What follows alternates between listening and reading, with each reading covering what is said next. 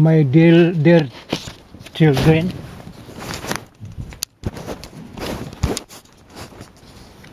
I want you to be completely mine in your thoughts, words, and actions.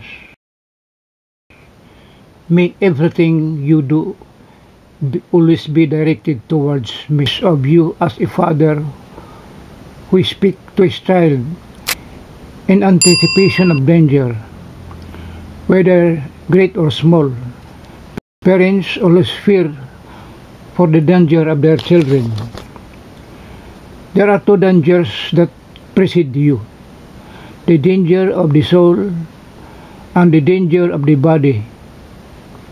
Both are important, although the danger to the soul is greater because it is immortal. My children, there are so many of you who are in mortal danger. Life is deadly. Immorality, violence, responsibility, and individualism are the hallmarks of your century, and you are in its victims, while many of you are also its propagators. Many of you are adults or young adults, and you are led, despite yourselves, to live like a society in which you are immersed. It could not be otherwise. Or young adults, and you are led, despite yourselves, to live like a society in which you are immersed. It could not be otherwise. You adopt certain fashions that in ancient times would have been considered immodest, inappropriate, and unsavory. In the earlier times were Christians dull, foolish, or puritanical? No, my children, they were simply healthy in body and mind, while those among them who were not considered unfit to the society. Today the minds are so involved that they accept everything, almost everything. There is no longer any public morality, and those who do not conform to these passions are not in vogue. The Catholic religion is increasingly standing out as a break of libertarian tendencies, and to better attack those tendencies, adorn themselves with false virtues to encourage all causes that harm it. All vocabulary is permitted to degenerate virtue, to ridicule it, and the devil is very strong in insulting, mocking, lying, and crushing. The devil is currently the master of the world, and the few countries have not fallen under his domination.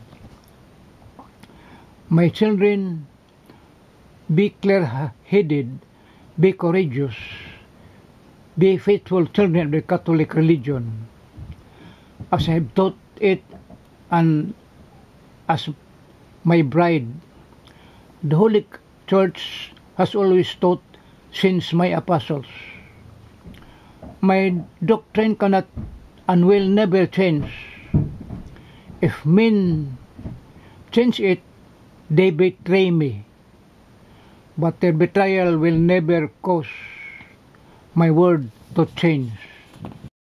From the top of my cross, I give my children mother to John, my beloved disciple, and through him I give her to all humanity.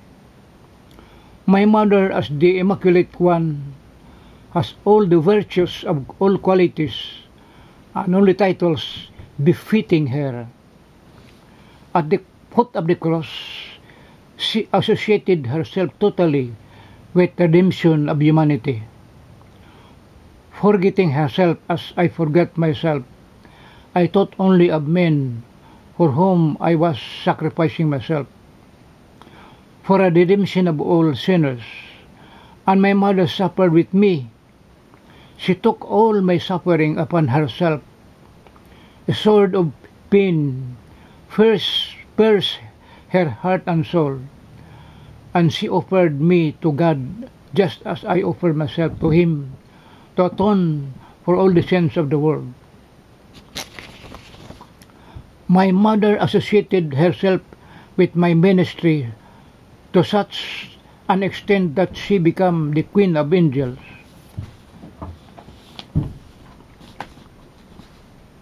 The Queen of Hearts of heaven and earth. God associate, just as every mother is beloved associate of the father of the family. By assuming the role to us task the responsibility, being the mother of God, the Son, she became God's assistant. And everything He did, she assumed took co-responsibility for.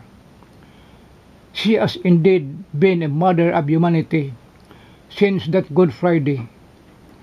So great and so indelible, she became co-responsible, co-redemptrix, mediatrix of all graces, and so necessary to every person, so loving, so close, interceding in their behalf at all the times and always for humanity. Through my love for many, for her motherhood, for her fidelity, her unalterable commitment, I have adorned her with all virtues, all titles, all greatness. She deserves them all. I have given her these titles forever, and even if men change, if their mentality changes, if their times change, the titles of my mother remain. They do not change. She is my mother for eternity. I am God, therefore she is the mother of God for eternity. She has at all times titles for eternity. She is mother of church as long as the church lasts. That is until the end of the world. She is the mother of humanity, which owes her deepest respect, and everyone who despises or restricts her will be the object of my wrath. Pray to Mary, Queen of heaven and earth. My doctrine cannot and will never change. If men change it, they betray me, but their betrayal will never cause my word to change. This is the word of Jesus. The Holy Spirit. Amen. Your Lord and your God, Jesus. In the name of the Father, message from heaven to Sister Beghe, France.